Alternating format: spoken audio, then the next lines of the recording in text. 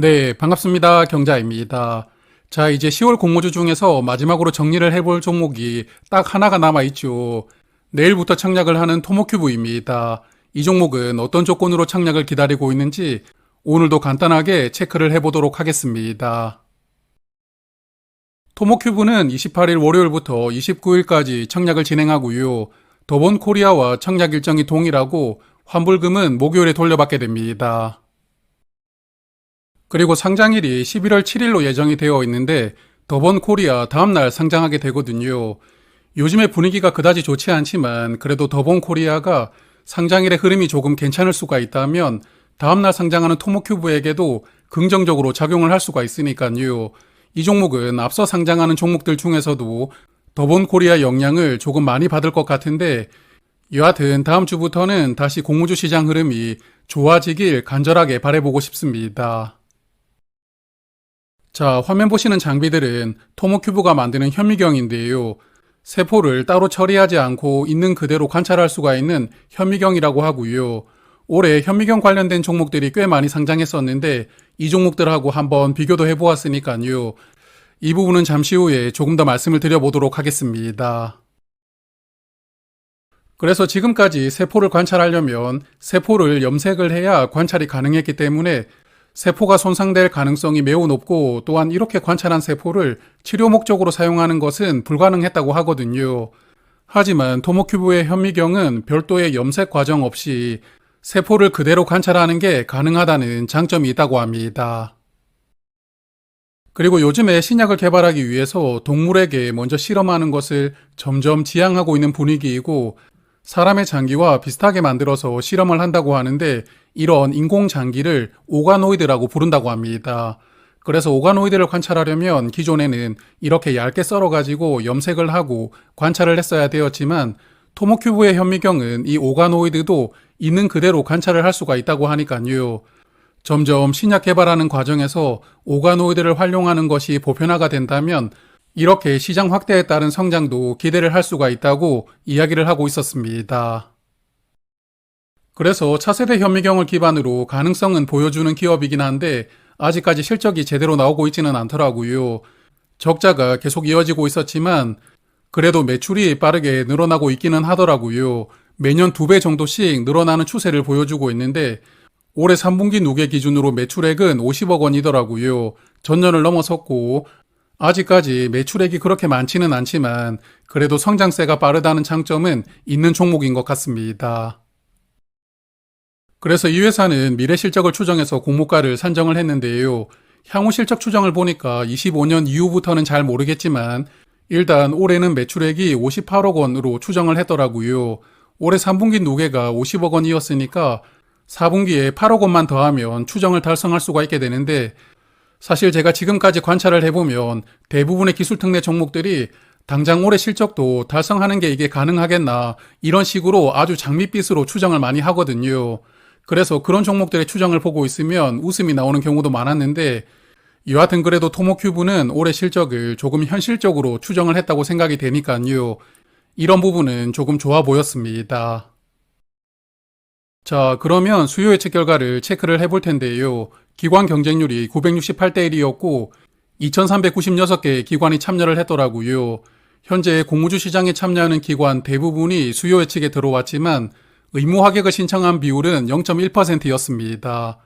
그래서 수요 예측 결과가 전반적으로 양호하지만 의무 합격 비율을 보면 이 종목도 길게 투자할 만한 종목이라고 생각을 했던 기관들은 거의 없었다고 보입니다. 그리고 공모 가격은 16,000원으로 확정이 되었는데요. 상단 가격을 19% 초과했으니까 최근에 공모주들과 비슷하게 초과가 되었고요. 공모가 신청 결과를 보면 16,000원 이상을 신청한 비율이 약 98%였으니까요. 이 종목 또한 기관 투자자들은 가격을 아주 높게 신청을 했다고 생각이 되고요. 여하튼 토모큐브는 이번 IPO로 320억 원을 모집하게 되고 시가총액은 약 2천억 원으로 상장합니다. 자, 그리고 앞서 보셨겠지만 이 종목은 기술 특례 조건으로 상장하기 때문에 사실 공모가가 적절한 거냐 이런 걸 따져보는 것은 의미가 없다고 생각을 하거든요. 다만 그래도 비교를 해볼 만한 기업이 있었는데 올해 현미경 관련된 사업으로 두 종목이 상장을 했잖아요. 올해 2월에 코셈, 그리고 8월에는 아이빔 테크놀로지가 상장을 했었는데 아마 기억나실 겁니다. 그래서 이 두 종목과 한번 비교는 해보고 넘어가도록 하겠습니다. 두 종목의 현재 주가를 오랜만에 찾아보았는데 처참한 수준이더라고요. 코셈은 공모가 대비 마이너스 55%, 그리고 아이빔 테크놀로지도 마이너스 52%로 둘 다 공모가 대비 반토막 수준으로 주가가 내려와 있었고요. 그래서 이 두 종목을 보아도 올해 상장했던 공모주들이 공모가가 정말 말도 안 되게 책정이 되고 있었는지 다시 한 번 더 느낄 수가 있었는데요. 여하튼 중요한 부분은 바로 여기 시가총액입니다. 코셈은 현재 407억 원이고 아이빔 테크놀로지는 시가총액이 720억 원이거든요. 그런데 토모큐브는 약 2천억 원으로 상장하게 되는데 물론 세 종목이 현미경 사업을 한다고 하더라도 기술력의 차이가 있을 수가 있고 또한 현미경 분야가 다르기 때문에 이렇게 비교하는 게 의미는 없습니다. 그래도 토모큐브가 올해 상장했던 종목들보다 최소 3배 그리고 최대 5배 크게 상장하게 되니까요. 제가 잘은 모르겠지만 토모큐브의 공모가는 적절하다고 보이지는 않는데 과연 상장 이후에 주가가 어떻게 될지는 궁금하긴 합니다. 자, 그리고 토모큐브는 이번에 200만 주를 모집하는데 일반 투자자에게 50만 주가 배정이 되었고요. 우리사주조합에 따로 배정한 수량은 없습니다. 주관사는 대신증권인데요. 일반 고객은 2만 5천 주까지 청약을 할 수가 있고 최소 수량은 20주로 증거금은 16만 원입니다. 그리고 대신증권도 청약 수수료는 2천 원을 받고 있습니다. 그리고 이번 종목은 상장일에 409만 주가 유통될 수가 있는데요. 전체 주식의 32% 정도가 유통될 수가 있기 때문에 유통 물량은 약간 많은 편이라고 생각이 되고 유통금액도 650억 원 정도로 가벼운 사이즈는 아닙니다. 그리고 상장일에 매도할 수 있는 기존 주주는 210만 주를 보유하게 되니까요. 이 종목은 공모주주와 기존 주주가 보유한 물량이 거의 비슷할 것 같습니다. 그리고 기존 주주 물량은 대부분 재무적 투자자가 보유하고 있는 상황이었는데요. 재무적 투자자는 183만 주, 개인 주주는 27만 주를 상장일에 매도할 수 있으니까요.